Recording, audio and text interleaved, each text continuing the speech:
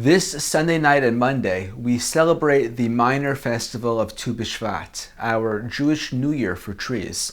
Our sages teach us that this holiday, despite occurring in the middle of the winter, actually marks the turning point towards the spring. As the winter rains nourish their roots, they explain, the sap begins to move within the trees.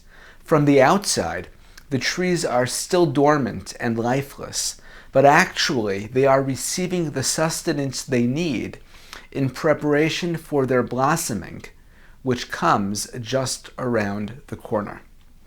It's perhaps not a coincidence that the zodiac sign associated with the Hebrew month of Shabbat is Aquarius, literally a pitcher of water, or that water is a primary motif of this Shabbat's Torah portion, Parashat Beshalach.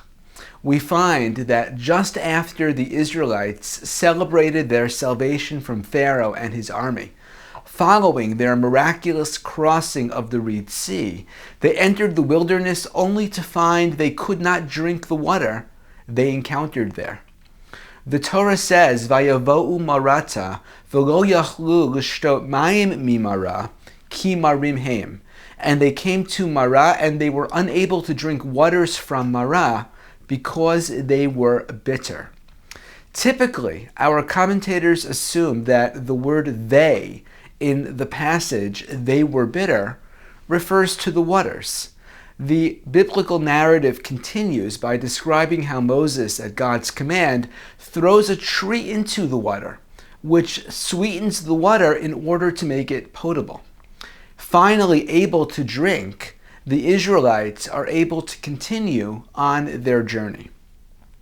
But however, one opinion in the Midrash states that the word "they" in this passage actually refers not to the waters, but to the Israelites themselves.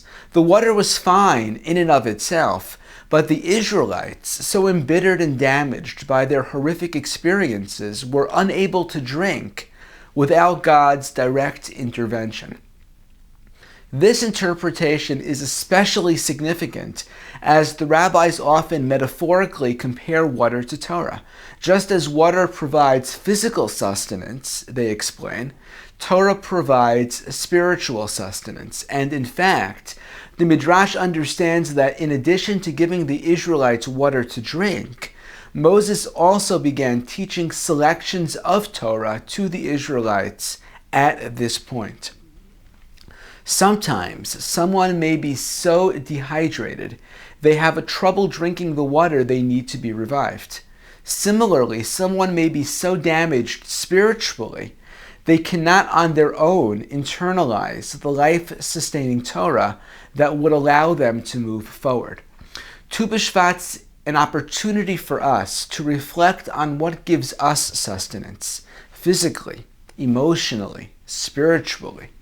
Sometimes it comes easily and naturally.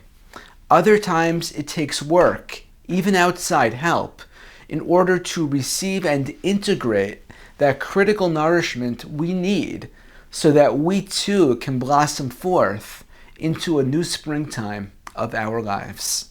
Shabbat Shalom.